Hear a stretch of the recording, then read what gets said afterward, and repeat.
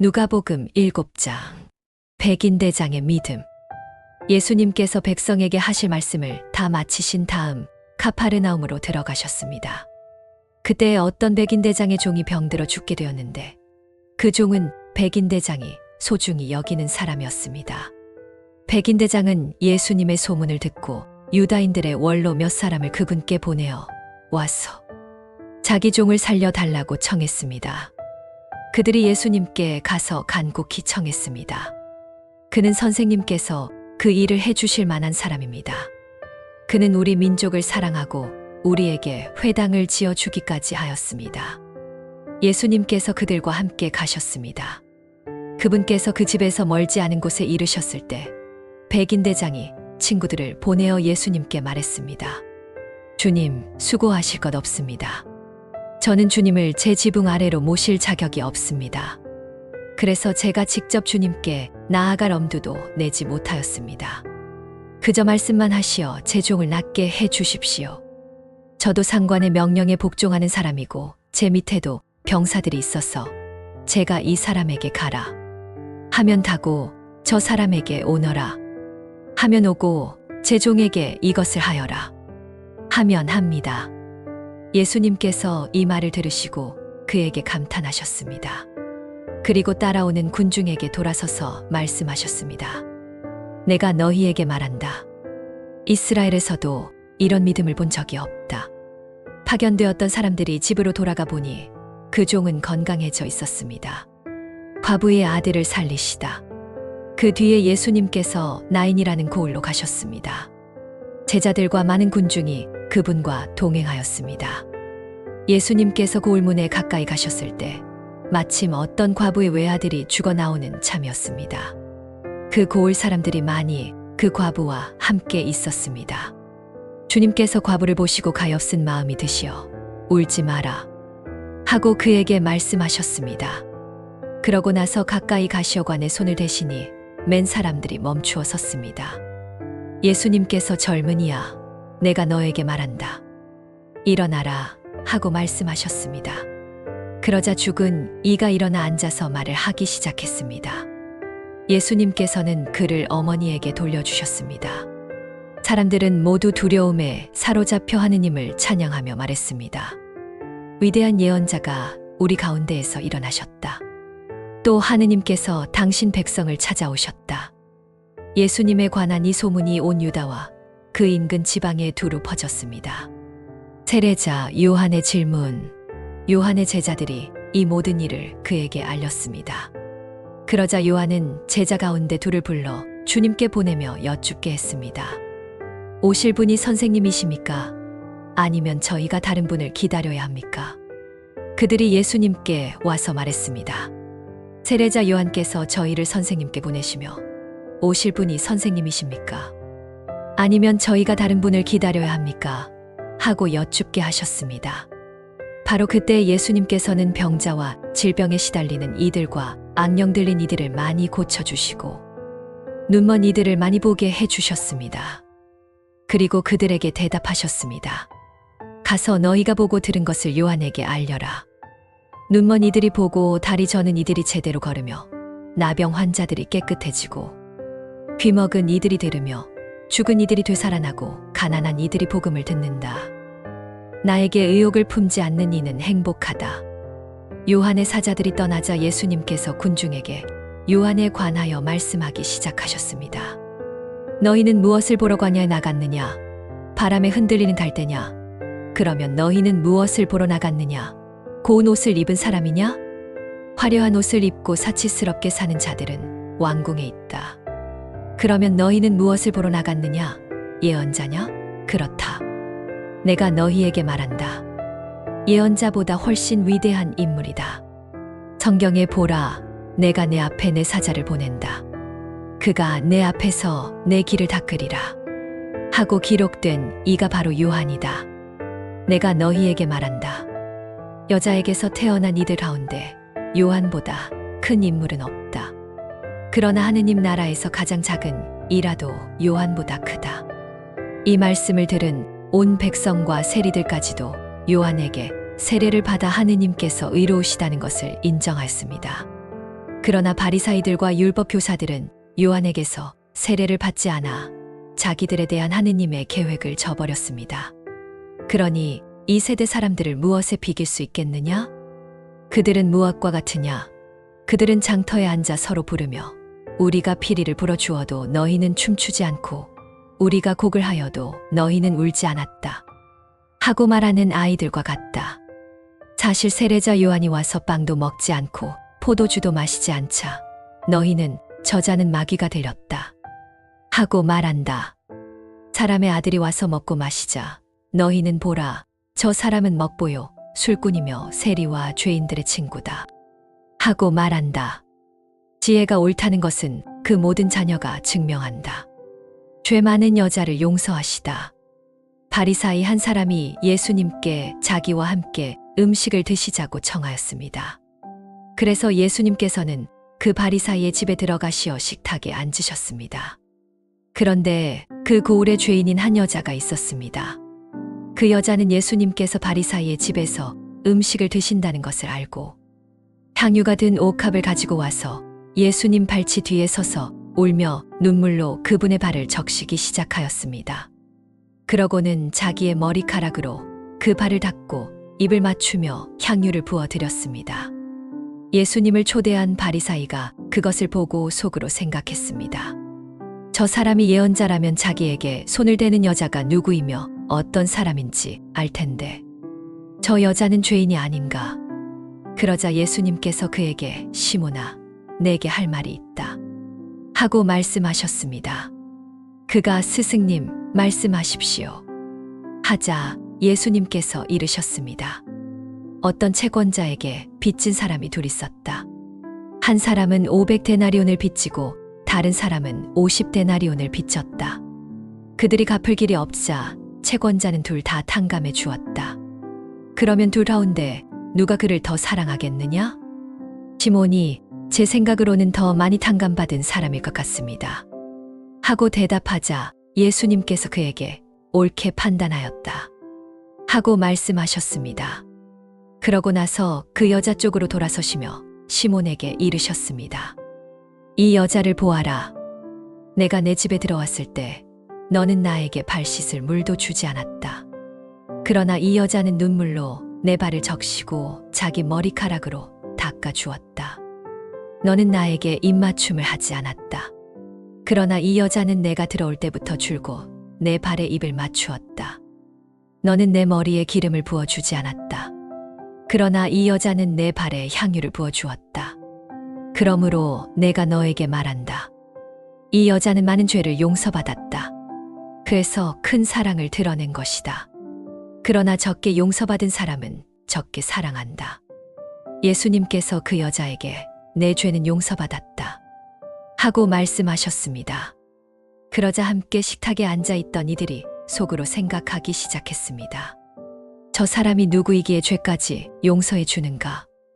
예수님께서 그 여자에게 이르셨습니다. 내 믿음이 너를 구원하였다. 평안히 가거라. 누가복음 8장. 예수님을 따르는 여인들. 그 뒤에 예수님께서는 고을과 마을을 두루 다니시며 하느님 나라를 선포하고 그 복음을 전하셨습니다. 12 제자도 그분과 함께 다녔습니다. 악령과 병에서 벗어난 몇몇 부인도 함께 있었는데 7 마귀가 떨어져 나간 막달라 출신으로 마리아라고 하는 여자, 헤로데의 집사 쿠자의 아내 요한나, 수산나였습니다. 그 밖에도 많은 부인이 자기들의 재산으로 예수님의 일행에게 시중을 들었습니다.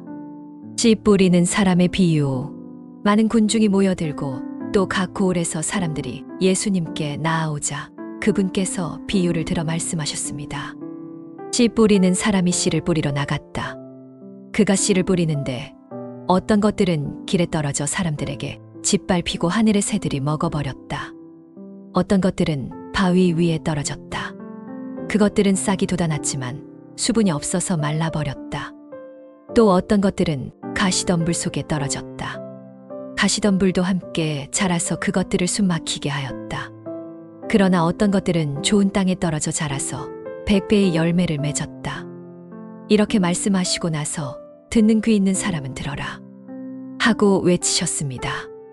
제자들이 그 비유는 무슨 뜻인지 예수님께 물었습니다. 예수님께서 이르셨습니다. 하느님 나라의 신비를 아는 것이 너희에게는 허락되었지만 다른 사람들에게는 비유로 말한다. 그들이 보아도 보지 못하고 들어도 깨닫지 못하게 하려는 것이다.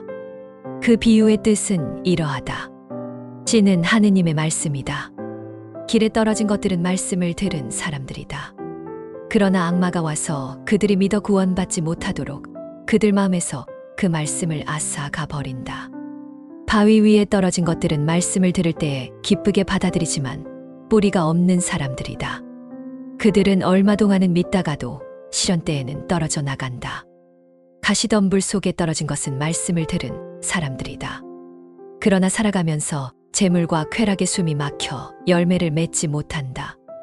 좋은 땅에 떨어진 것은 바르고 착한 마음으로 말씀을 듣고 간직하여 인내로써 열매를 맺는 사람들이다. 등불의 비유. 아무도 등불을 켜서 그릇으로 덮거나 침상 밑에 놓지 않는다. 등경 위에 놓아 들어오는 이들이 빛을 보게 한다. 드러나지 않을 숨은 것이 없고 알려지거나 밝혀지지 않을 감추어진 것이 없다. 그러므로 너희는 어떻게 들어야 하는지 잘 헤아려라. 정령 가진 자는 더 받고 가진 것이 없는 자는 가진 줄로 여기는 것마저 빼앗길 것이다. 예수님의 참가조. 예수님의 어머니와 형제들이 예수님께 왔지만 군중 때문에 가까이 갈 수가 없었습니다. 그래서 어떤 사람이 예수님께 스승님의 어머님과 형제들이 스승님을 뵙고 싶다고 밖에 서 계십니다. 하고 알렸습니다. 그러자 예수님께서 그들에게 대답하셨습니다. 내 어머니와 내 형제들은 하느님의 말씀을 듣고 실행하는 이 사람들이다. 풍랑을 가라앉히시다. 어느 날 예수님께서 제자들과 함께 배에 오르시며 호수 저쪽 기슭으로 건너가자 하고 말씀하셨습니다. 그래서 그들이 배를 저어 나갔습니다. 배가 나아가는 동안 예수님께서는 잠이 드셨습니다. 그때의 광풍이 호수에 몰아쳐 그들이 탄 배에 물이 들이차서 위험하게 되었습니다. 제자들이 예수님께 다가가 스승님, 스승님, 저희가 죽게 되었습니다. 하며 그분을 깨웠습니다. 예수님께서 일어나시어 바람과 거친 물결을 꾸짖으시니 그것들이 멎고 고요해졌습니다. 예수님께서 제자들에게 너희의 믿음은 어디 있느냐? 하고 물으셨습니다. 그들은 두려우면서도 놀라워하며 서로 말했습니다. 이분은 대체 누구시기에 바람과 물까지 명령하시는데도 그것들이 복종하는가? 게라사 지방의 막이 들린 사람을 고치시다. 그들은 갈릴라 맞은 쪽에 있는 게라사인들의 지방으로 항해하여 갔습니다. 예수님께서 육지에 내리시자 그 고을에 사는 막이 들린 사람 하나가 예수님을 찾아왔습니다. 그는 오랫동안 옷을 걸치지 않고 집에서 살지 않고 무덤에서 지내던 사람이었습니다.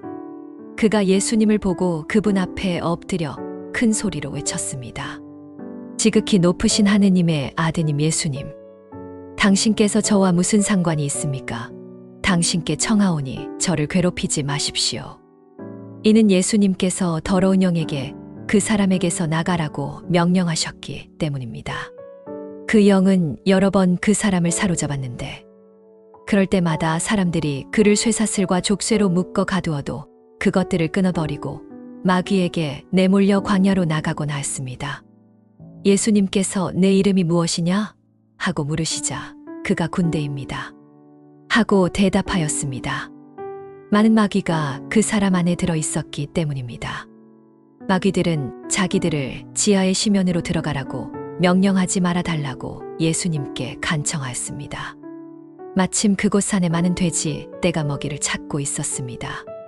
마귀들은 그 돼지들 속으로 들어가게 해달라고 예수님께 청하였습니다.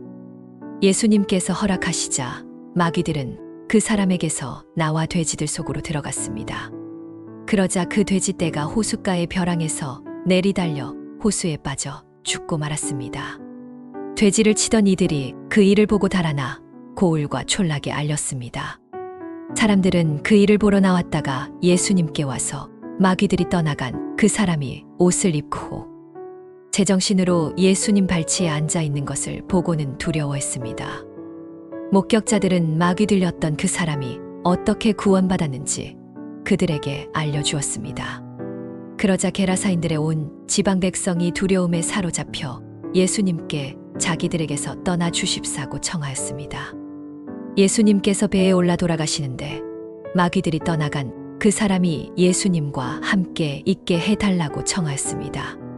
그러나 예수님께서는 그를 돌려보내시며 이렇게 이르셨습니다. 집으로 돌아가 하느님께서 너에게 하신 일을 다 이야기하여라. 그래서 그는 떠나가 예수님께서 자기에게 해주신 일을 온 고을에 선포하였습니다. 야이로의 딸과 혈루병 앓는 여자. 예수님께서 돌아오시자 군중이 그분을 환영하였습니다. 모두 그분을 기다리고 있었던 것입니다. 그때 야이로라는 사람이 왔습니다. 그는 회당장이었는데 예수님 발 앞에 엎드려 자기 집으로 가 주십사고 청하였습니다. 12살쯤 된 그의 외동딸이 죽어가고 있었던 것입니다. 예수님께서 길을 떠나시는데 군중이 그분을 애워싸고 밀쳐댔습니다. 그때 12해 동안 하혈하는 병을 앓는 여자가 있었습니다. 그는 아무도 자기를 고쳐주지 못하였는데 예수님 뒤로 다가와 그분의 옷자락 술에 손을 대었습니다. 그러자 곧 하혈이 멎었습니다. 예수님께서 누가 나에게 손을 대었느냐? 하고 물으셨습니다. 사람들이 모두 아니라고 하자 베드로가 스승님, 군중이 스승님을 애워싸고 밀쳐대고 있습니다. 하고 말하였습니다. 그러나 예수님께서는 누군가 나에게 손을 대었다. 내게서 힘이 나간 것을 내가 알았다. 하고 말씀하셨습니다. 그 여자는 숨길 수 없음을 알고 떨며 나와 그분 앞에 엎드렸습니다. 그리고 모든 백성 앞에서 무슨 일로 그분께 손을 대었으며 어떻게 곧바로 나았는지 밝혔습니다. 그러자 예수님께서 그 여자에게 말씀하셨습니다. 딸아, 내 믿음이 너를 구원하였다. 평안히 가거라. 예수님께서 아직 말씀하고 계실 때 회당장의 집에서 어떤 사람이 와서 말하였습니다. 따님이 죽었습니다. 스승님을 더 번거롭게 하지 마십시오. 예수님께서는 이 말을 들으시고 회당장에게 이르셨습니다. 두려워하지 마라. 믿기만 하여라. 그러면 내 딸이 구원을 받을 것이다. 예수님께서는 그 집에 이르러 베드로와 요한과 야고보 그리고 그 아이의 아버지와 어머니 외에는 아무도 당신과 함께 들어가지 못하게 하셨습니다. 사람들이 모두 그 아이 때문에 울며 가슴을 치고 있었습니다. 그러나 예수님께서 말씀하셨습니다. 울지 마라. 죽은 것이 아니라 자고 있다. 사람들은 아이가 죽은 것을 알고 있었으므로 예수님을 비웃었습니다. 그러나 예수님께서는 아이의 손을 잡고 외치셨습니다. 얘야, 일어나라. 그러자 그 아이의 영이 돌아와 아이가 곧 일어났습니다. 예수님께서는 아이에게 먹을 것을 주라고 분부하셨습니다. 아이의 부모가 깜짝 놀랐습니다. 그러나 예수님께서는 그들에게 일어난 일을 아무에게도 말하지 말라고 분부하셨습니다.